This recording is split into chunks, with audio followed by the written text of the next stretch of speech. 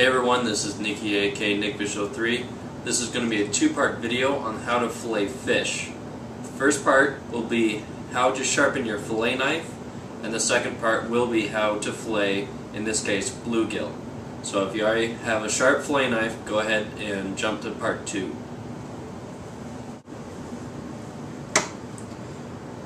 Alright, the two tools you'll need here are clearly the fillet knife and a sharpening steel or stone. If your blade is sharp to begin with, you probably just need a honing steel. This is a diamond stone. It's got fine and coarse, but I'll give it just a little run through the coarse side just to show you how to do everything. So here's the coarse side. And the way I sharpen my knives, this is for any knife, not just fillet knives. But I start at the tip, pushing very light pressure and going forward. Kind of as if you're slicing a bread, or you can also draw the stone back. I kind of do both. And that is 5 times right there. So I do 5 on this side, 5 on the other. 1, 2, 3, 4, 5. Then I go to 4. 1, 2, 3, 4. 1, 2, 3, 4. 3.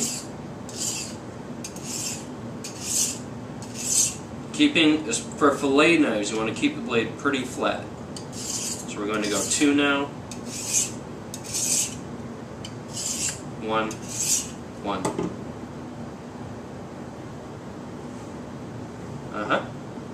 Now we're going to switch to the fine side.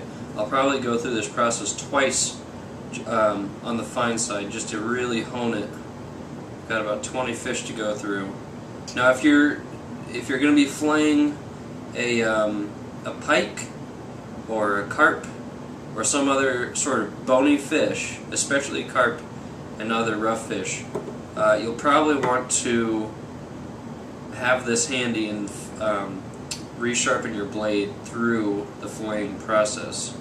Just not so much the bones, but especially the scales on common carp will dull your blade really quick. So here we go on the fine side. 1, 2, 3, 4, 5. 1, 2, 3, 4, 5. Then to 4. As you can kind of see, I'm doing this a little fast. This is my normal speed when I sharpen my knives, but the speed does not matter. What matters is that you have a precise edge, a precise angle. Yeah, there we go. Just do that one more time. So especially if you're just getting into sharpening your own knives, just take it slow. There's no rush. It's better you be consistent.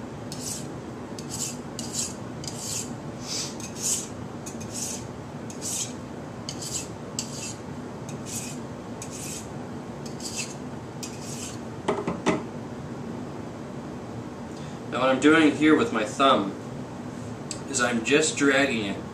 If I were just to very lightly press and drag it back, I'm just testing the edge.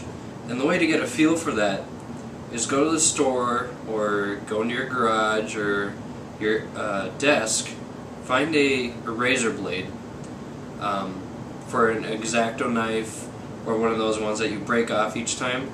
Just grab one of those and just really lightly run your thumb across it. Go into your kitchen, get a blade that you think is dull, run your thumb against that, and you can see the difference. This kind of feels like it catches a little bit. It's a little hard to describe. It probably feels a little different to everybody, but it is a very distinct difference between a dull blade and a sharp blade. Some people like to stick it on their thumb like this, and if it falls off, it's not sharp enough. But the thing about that is it depends on what angle you're doing and how heavy the knife is, and it'll also really scratch up your fingernails. So you can also, I mean, people have all sort of different things. People will just see if they'll shave hairs on the arm. I don't suggest that. Just run your thumb along it. Some people will go this way, but that's more as a demonstration kind of thing, showing how much pressure you can or can't do. That's not a safe thing to do in the kitchen.